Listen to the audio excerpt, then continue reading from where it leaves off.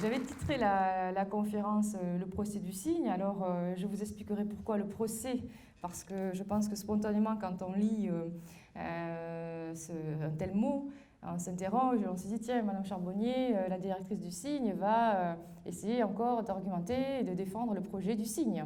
Eh bien, un petit peu oui, et puis un petit peu non aussi. J'ai indiqué ce mot procès dans un sens strict. Par rapport à la discipline qui est la science, qui est la sémiologie. Et puis finalement, malgré tout, comme quoi on ne se refait pas, mes fonctions m'ont guidée pour finalement aller quand même abonder dans le sens de la défense du projet du cygne Centre national du graphisme à Chaumont. Alors, le sujet, c'était d'essayer d'éclairer sur qu'est-ce que c'est que vraiment le cygne, de vous articuler quelques théories, quelques notions et quelques concepts en sémiologie pour permettre à vous étudiants, à l'équipe qui est là en masse, et puis au grand public, d'essayer de mieux rentrer dans qu'est-ce que c'est que vraiment la sémiologie. En fait, tout commence quelque part avec ce mot du cygne.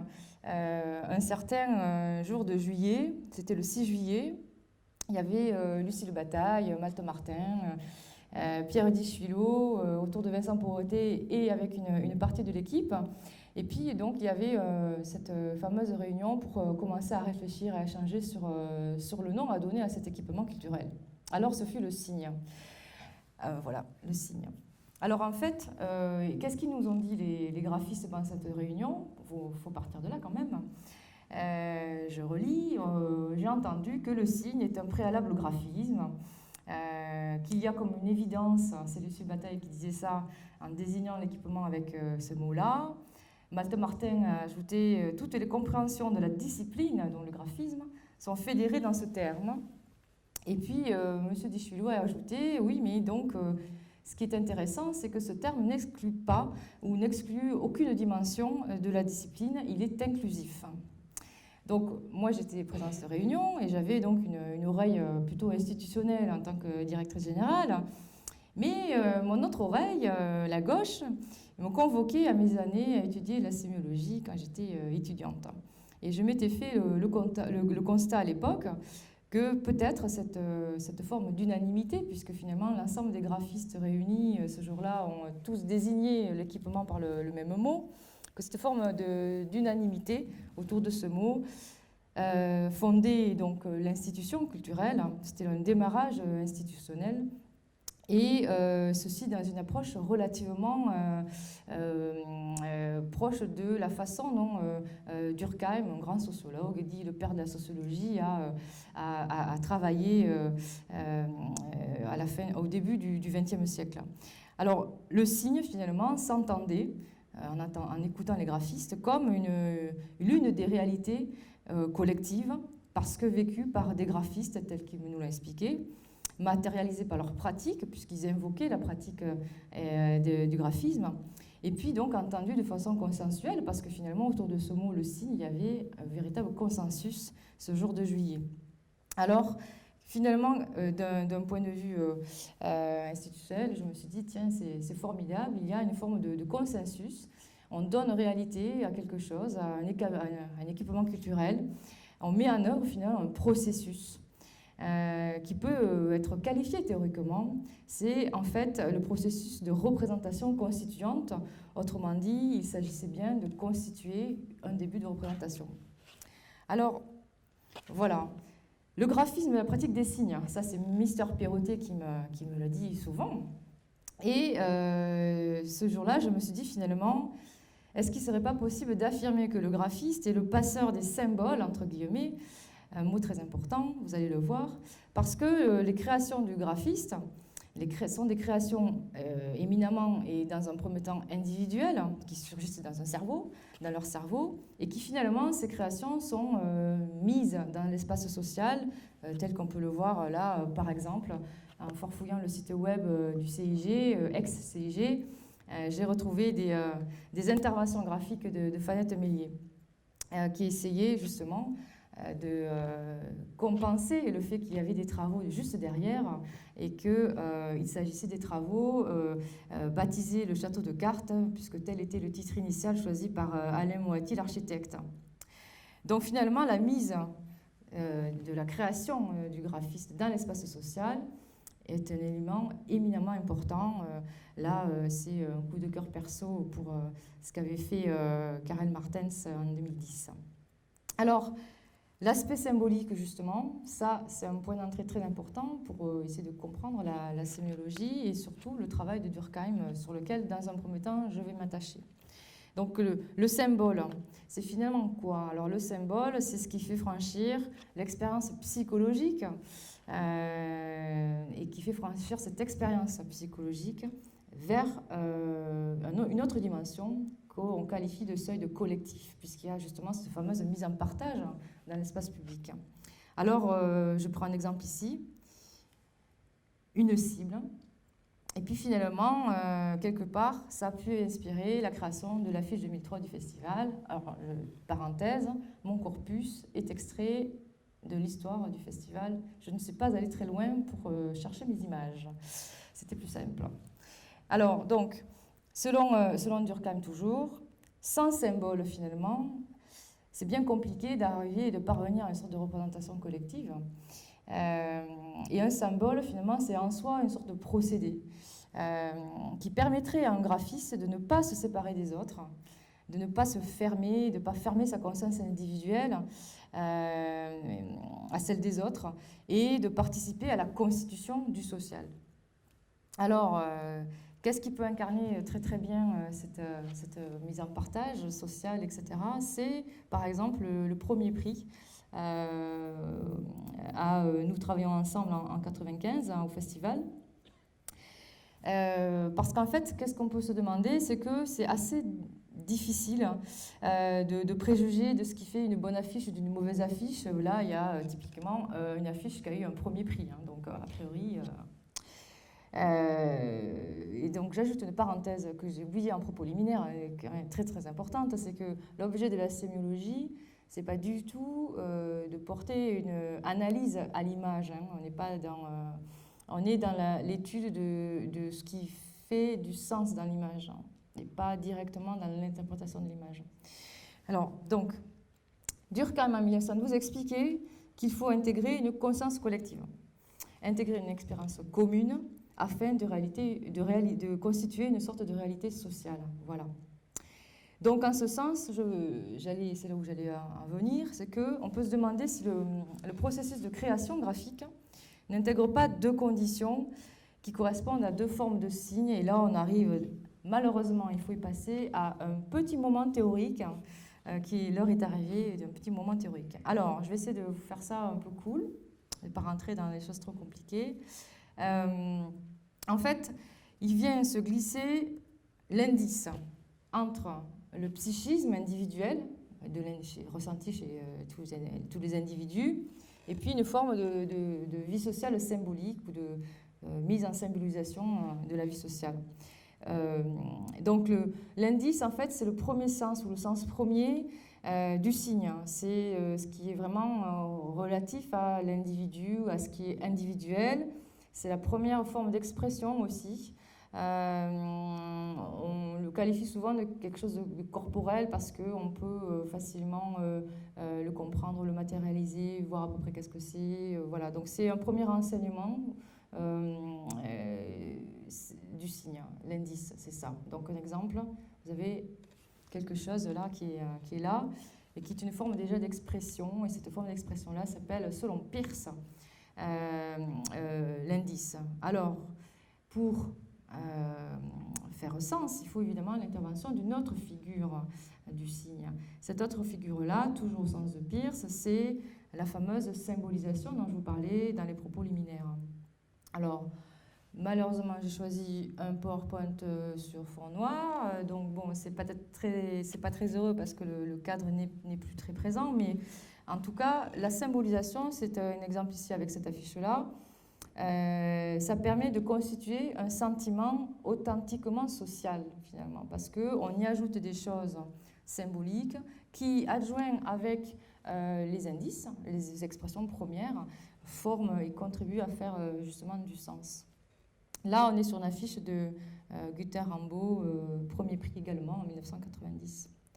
Donc finalement, on peut se dire qu'il faut que les signes se fondent en une seule et unique résultante, puisque l'aspect résultante, le résultat, est très très important. Et pour que cette résultante survienne, il faut que l'image, l'ensemble des signes, puisse projeter une forme provoquer plutôt une forme de sentiment commun. C'est pour ça que quand on parle d'affiche qui est mise en partage dans l'espace public, ça ne veut pas simplement dire de façon très basique, il y a une affiche qui est déplacée des réserves et qui est mise derrière un deco. Bon, c'est pas que ça.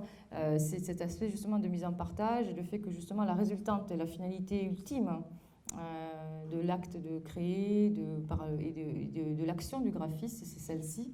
C'est d'avoir trouvé une résultante, et cette résultante existe à partir du moment où il y a une mise en partage, une mise en commun et un sentiment commun ou un sentiment collectif qui est généré. Donc c'est Durkheim qui disait que c'est l'apparition, je cite, de cette résultante qui avertit les individus qu'ils sont à l'unisson et qui leur fait prendre conscience de leur unité morale.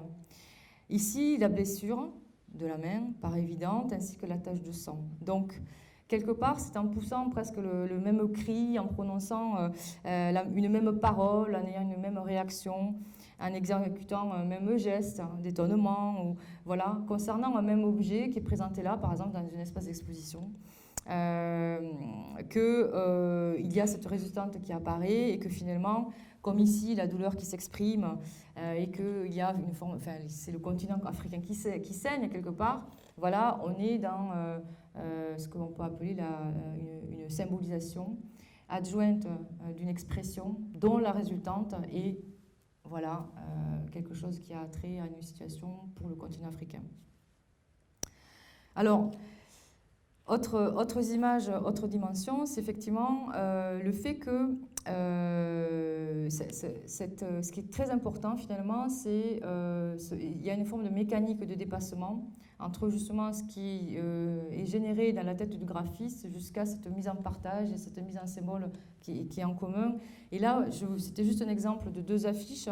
L'une a été faite, alors j'ai un petit doute par rapport au catalogue, mais bon, si je cite le catalogue d'exposition que je vous recommande de lire, il y a écrit 93, bon, je ne sais pas si c'est vraiment 93, mais en tout cas, l'une, celle de gauche, a été réalisée en 93 et l'autre à droite a été réalisée en 2011.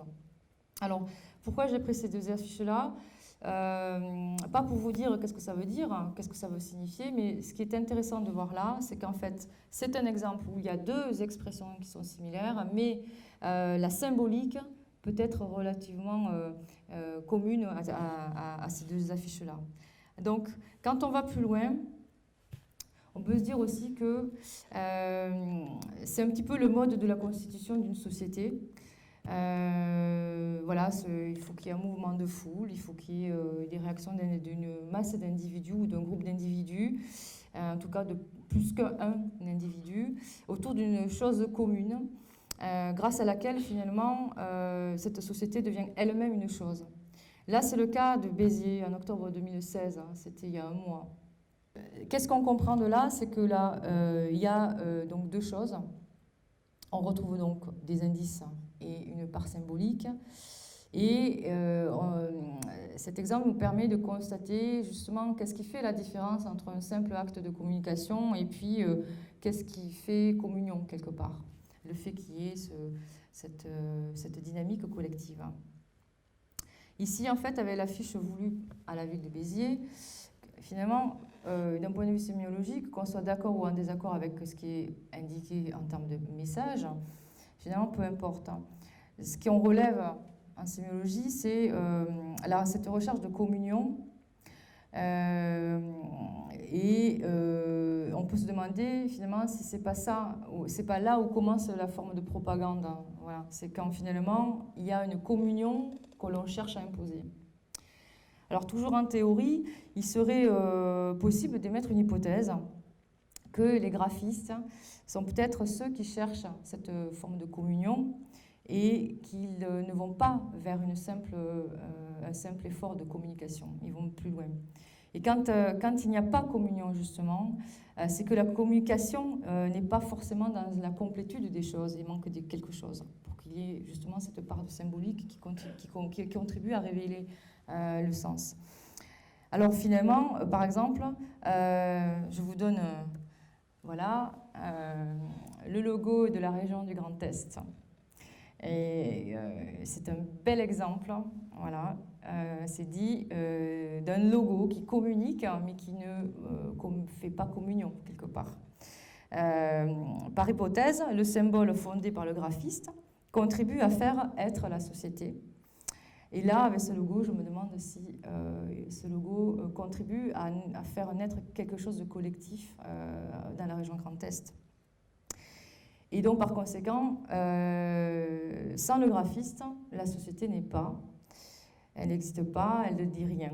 Et tout l'espace social dans lequel il y a plein de choses qui veulent dire doit s'appuyer vers toute forme de transmission symbolique que justement un graphiste peut offrir et proposer au monde et faire justement de ce monde-là qu'on partage tous ce qu'on appelle chez Durkheim un état de réalité collective. Alors, petit clin d'œil, là, c'est Grappus, en 72. Alors, qu'est-ce qu'on peut se demander? Si justement le graphiste qui dépasse l'indice vers un travail sur les aspects symboliques, ce mouvement de dépassement donc opéré par le graphiste, est-ce que justement ça n'expliquerait pas pourquoi les graphistes agissent ou travaillent souvent en collectif ou en studio où ils ne sont pas un mais ils sont deux, voilà. Donc est-ce que c'est pas pour mieux dépasser les signes subjectifs et rechercher des signes plus objectifs et justement par leurs échanges, leur travail au quotidien, les graphistes travaillent très souvent en collectif. Je pose juste la question. En tout cas, ce qui est important à retenir, c'est que tout ce que je raconte là, c'est en fait la révélation d'une sorte de processus et qui se fait au moyen des signes. Et je vous donne encore un exemple ici avec le regard de la Joconde qui est bien connu pour justement perturber celui qui regarde. Jean Widmer en 1994 avec la 5e affiche, l'affiche pour le 5e festival à Chaumont. Alors, comment ça s'explique là d'un point de vue sémiologique? On peut dire qu'en fait, on perçoit différemment la Joconde. Ce qui veut dire que chacun d'entre nous, individuellement, on a des perceptions différentes. Mais justement, tout l'atout à travers cette affiche-là, c'est que le regard ici de la Joconde porte sur un événement dédié au regard, bon, au Festival de l'affiche, et on est au cœur finalement de ce qu'on appelle le processus sémiotique, on est au cœur du procès du signe. Il s'agit en fait, à travers cette affiche-là, de faire coexister des individus qui, a priori, ont des perceptions différentes et de les réunir à travers une proposition propre à une collectivité, donc propre à ceux qui peuvent voir cette affiche-là. Donc il y a une forme d'interrelation entre le symbole voulu ou recherché par la création graphique et la réalité collective. Qui fait qu'on est tous unis face à cette proposition. Donc le procès du signe, en fait, j'utilisais ce mot basé sur le latin, c'est un mot qui vient du latin processus, tout simplement, et qui en fait permet de comprendre que la communication n'est jamais simplement une interconnexion des consciences, c'est en fait un mouvement vraiment vers un commun. C'est pour ça que tout à l'heure je parlais vraiment le terme mise en partage et finalement c'est intéressant. Alors, c'est tous ces ensembles de signes qui concourent à former des représentations collectives comme moyen de communication, qui servent à les symboliser comme un témoignage de communion. Donc là, je vais vous demander un petit exercice, le noir va nous y aider. C'est d'imaginer un homme brun, en bleu de travail, les épaules légèrement voûtées, le col du bleu est ouvert.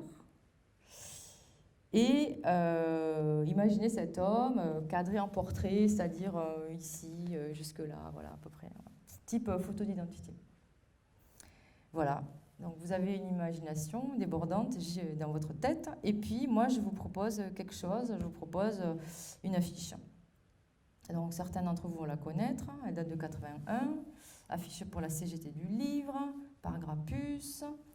Et qu'est-ce qui se passe? C'est que finalement cette affiche, en fait, rend possible une expérience commune. Et on est tous plongés dans la lecture de cette image, parce qu'en plus je vous y ai aidé, je vous y ai incité. Et on voit un homme en bleu de travail, avec du papier arraché sur le visage, un coup de crayon rouge, un peu gribouillé en plus sur le visage. En fait, c'est autant de signes qui deviennent sensibles à l'occasion même de leur mise en commun. Et l'affiche, quelque part, vous parle. Vous ressentez, j'espère, individuellement quelque chose. Et c'est certainement le visage qui attire votre attention, que vous ne manquez pas de discerner, parce qu'il semble avoir été justement sacrifié, comme s'il était visé par le mal, et il vous renvoie à une émotion, ce visage, et peut-être à votre propre identité.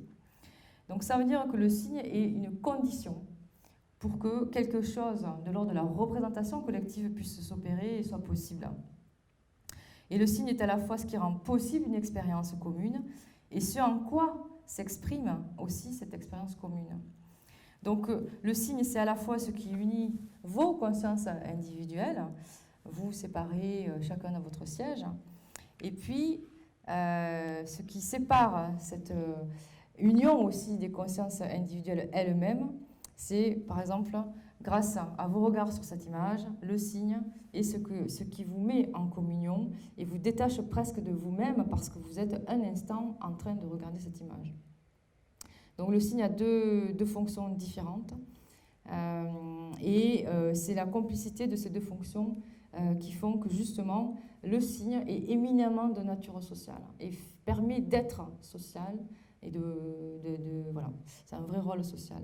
Donc quelque part un peu la visée de mon exposé là, c'est d'essayer de vous convaincre un peu d'un point de vue sémiologique que la création graphique, quand elle est vue, met des regards, met vos regards en partage, en communion, et que parmi tous les bienfaits que nous ambitionnons de revendiquer pour le signe Centre national du graphisme à Chaumont, l'un des bienfaits les plus intrinsèques, fonctionnels, fondamental, est que certainement le graphisme est social et fonde le social. Je donne juste un exemple. Premier prix du festival aussi, Ralph Schreivogel, en 2010, qui célèbre à sa façon tout relativement la vie, mais en tout cas qui permet à la vie d'être. Et c'est finalement tout l'objet du processus ou du procès du signe, c'est de faire être le social. Alors, malheureusement, en sémiologie, il n'y a pas que Durkheim.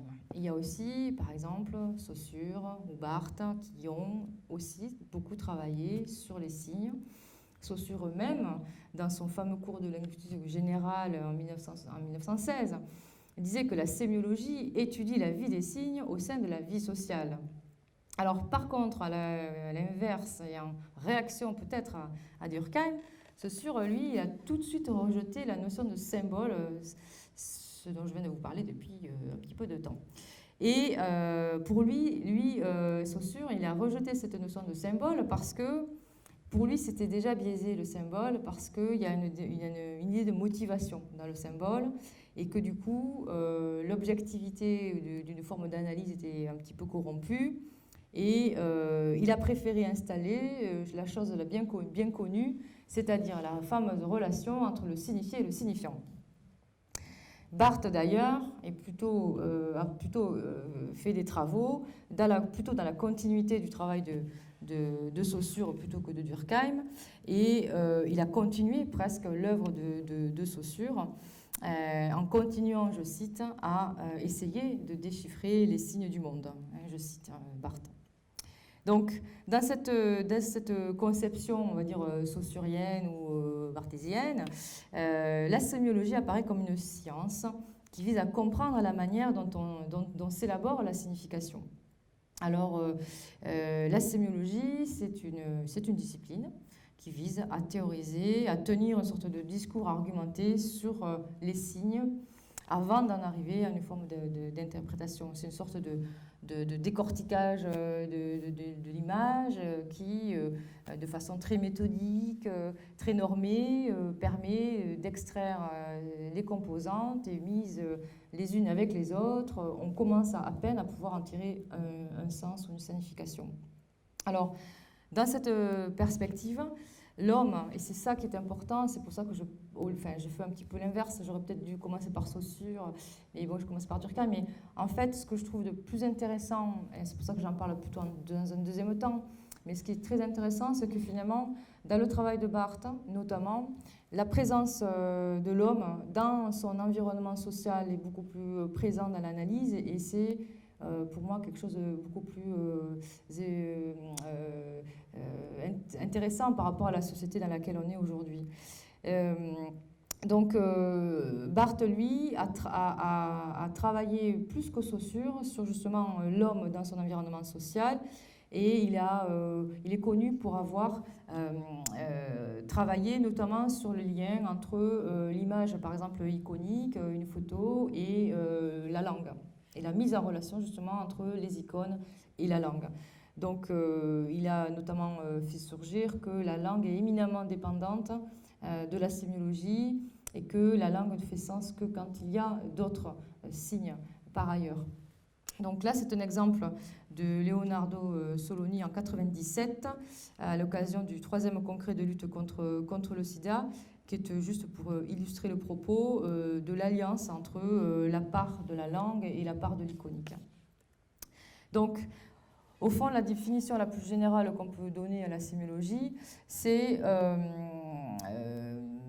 au-delà de toutes les formes d'approche théorique, parce qu'il y en a beaucoup de théoriciens en sémiologie, et jamais tous seraient d'accord d'ailleurs, mais la définition la plus, à mon avis, soft, ce serait de se dire que le signe, la sémiologie finalement pose le signe comme quelque chose qui est mis à la place de quelque chose d'autre.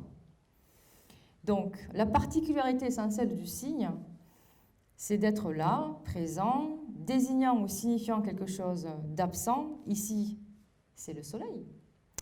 Que cette chose soit absente, soit concrète ou abstraite, peu importe. Mais en tout cas, le signe existe une existence, indique une existence d'une chose et représente quelque chose. Et donc c'est Peirce qui a donné une définition un petit peu compliquée que je vais vous décortiquer. Accrochez-vous. Peirce définit le signe comme quelque chose qui tient lieu pour quelqu'un de quelque chose sous quelque rapport ou à quel titre. Donc, petite explication. Ici, le mot soleil produit un sens. Donc, le sens, c'est par exemple le mot soleil, le signifiant. Et le signifié, c'est ce qui est conçu par Teschner, le graphiste. Le concept, c'est le graphiste qui est le créateur du concept, et c'est ce que Peirce appelle une image mentale. Et le référent, la chose absente justement, ce à quoi on fait référence, mais qui n'est pas dans l'image, c'est ce que vous pouvez imaginer de ce qu'est un soleil, quand il fait soleil. C'est ce qu'on appelle finalement le modèle en théorie triadique, c'est-à-dire qu'il y a un signifié matériel, un mot par exemple, un signifiant, le concept, ce qu'on veut dire, comment voilà, l'intervention du graphiste intervient plutôt sur le niveau du signifiant, et puis le référent qui est majoritairement du temps absent. Donc le signe est donc le représentant d'autre chose, de quelque chose qui n'est pas là, mais c'est une chose quand même, qui existe, mais qui est évoquée à titre de substitut. Donc en fait, ce qui est intéressant dans la définition un peu compliquée de Peirce, c'est de se dire que finalement, il y a la possibilité, grâce au signe, de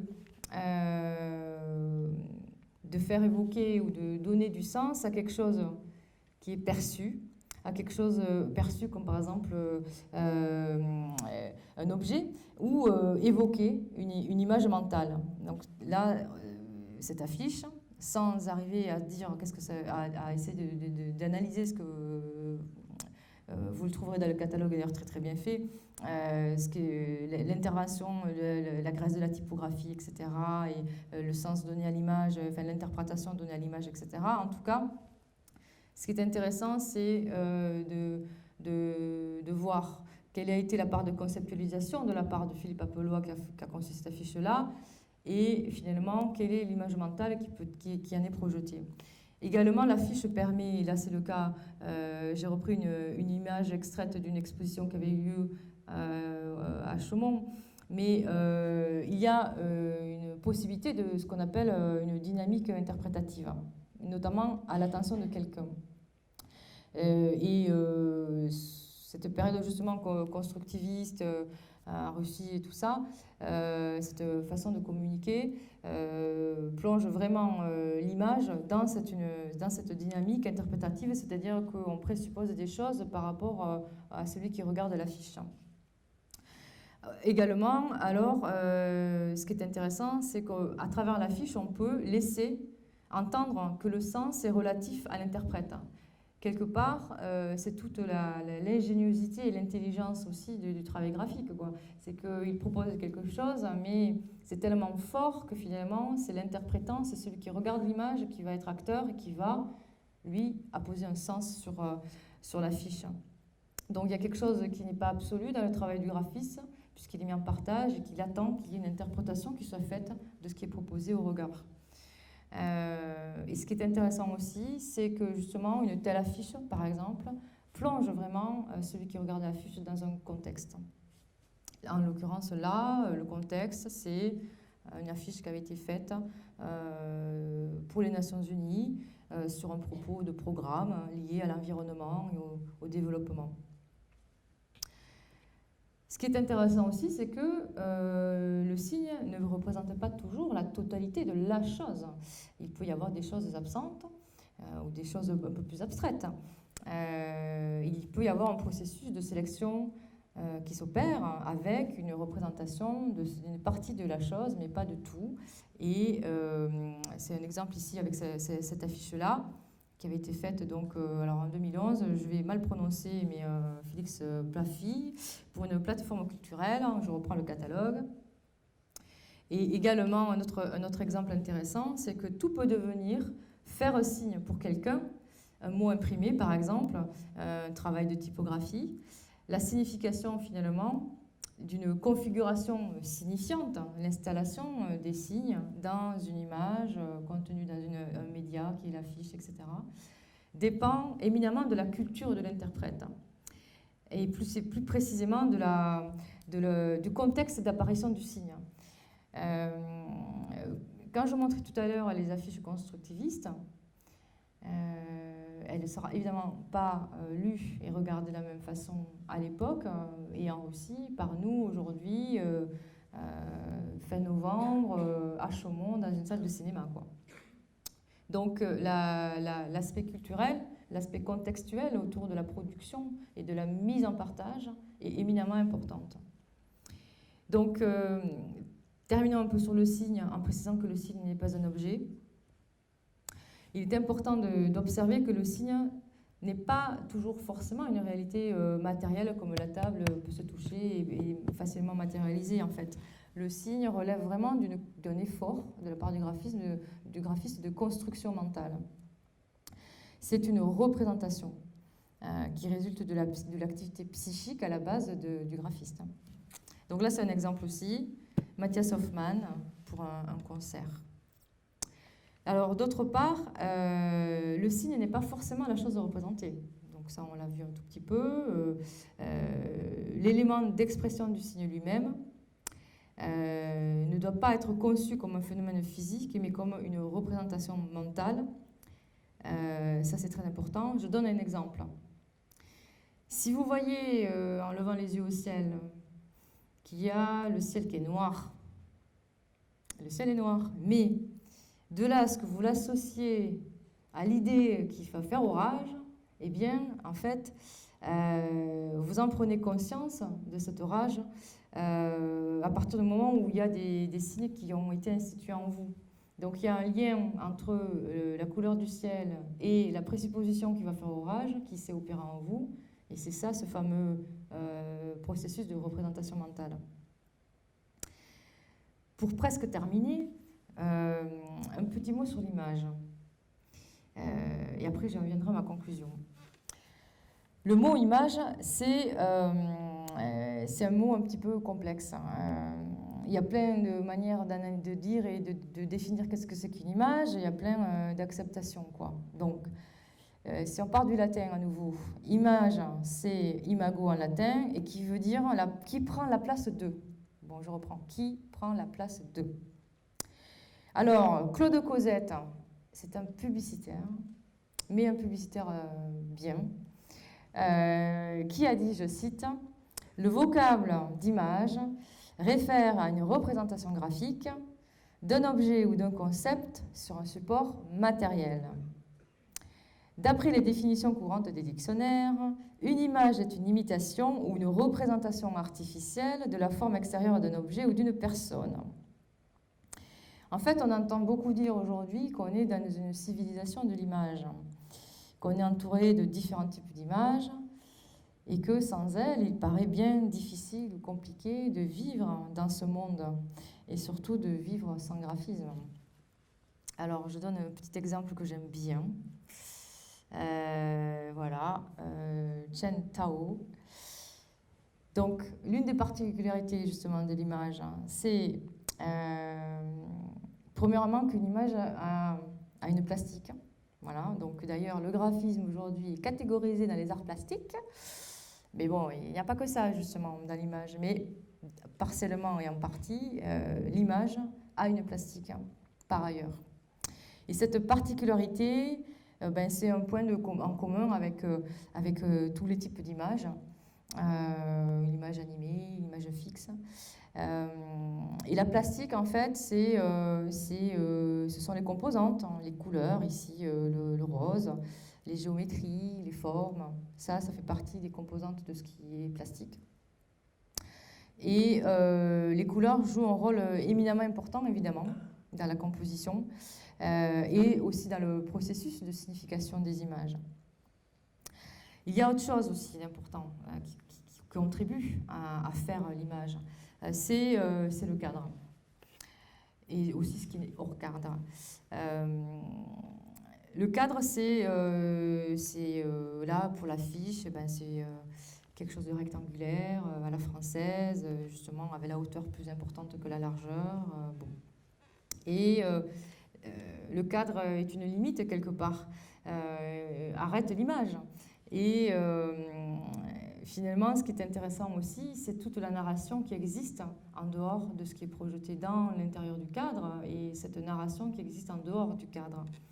Et cette narration, en fait, hors champ, est une vraie narration en tant que telle.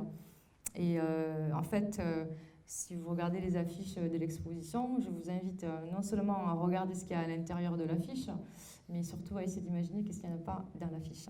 Et d'aller dans l'interrogation sur le hors-champ, justement. Cette affiche est très intéressante. Pour moi, elle est quasiment aussi forte que ce que vous pouvez faire en Magritte à son temps, parce que cette affiche est l'exemple type de l'interrogation sur la perception de celui qui regarde. Et que finalement, il n'y a d'image pour un sujet que pour autant qu'il est formé à partir de perceptions. Finalement, tout commence là aussi. Cette fameuse communion dont je parlais tout à l'heure,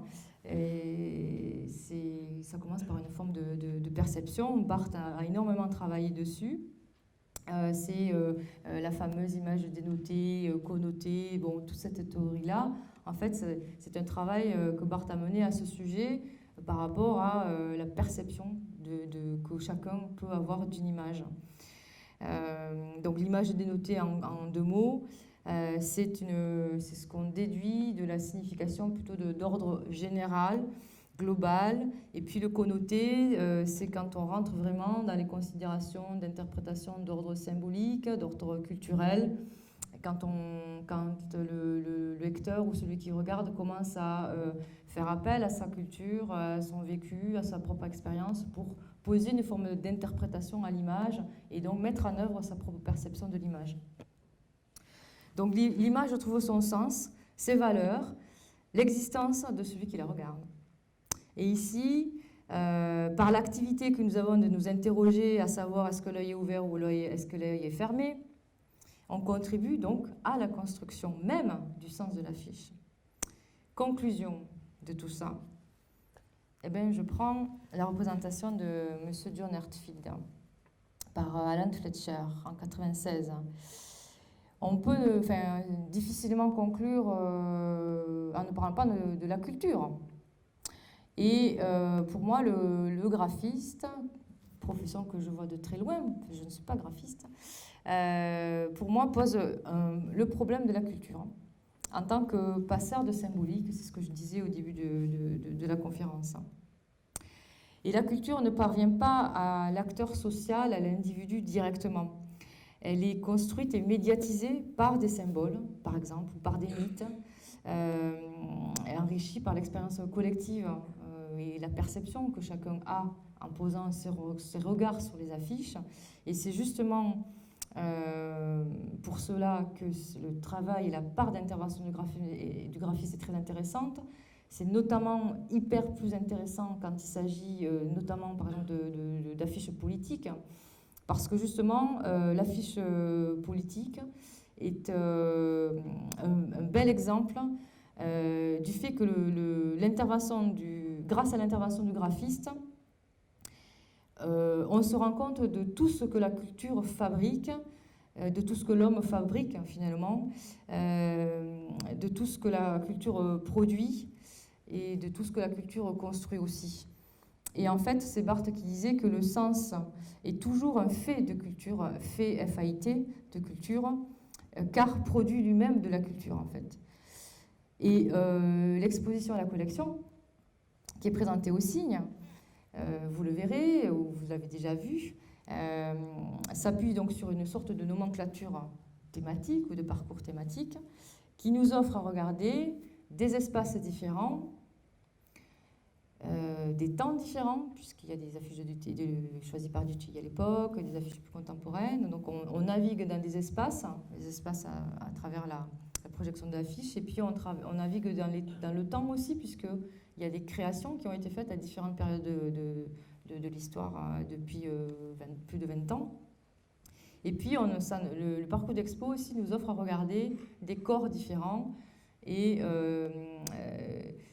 c'est vrai que c'est très intéressant de voir le choix qui a été opéré, et notamment Sébastien Marchal avait mis un accent dessus autour de la main par exemple, mais c'est vrai que la représentation du corps mériterait une vraie analyse à part entière. Alors cette exposition qui est à côté, c'est finalement une vraie mise en scène et mise en œuvre de tout ce qu'on peut imaginer d'activités symboliques, de mise en œuvre de mythes, et de dynamique de représentation collective. Et à cet égard, elle offre à regarder un corpus donnant une vision par le biais des co-commissaires qui ont fait le choix et la sélection des œuvres, et un corpus de ce qu'ont voulu dire et transmettre des graphistes et des affichistes, acteurs sociaux de leur temps, narrateurs d'événements et créateurs de signes. Voilà, donc c'est pour ça que c'est très intéressant de voir cette exposition là aujourd'hui. Merci.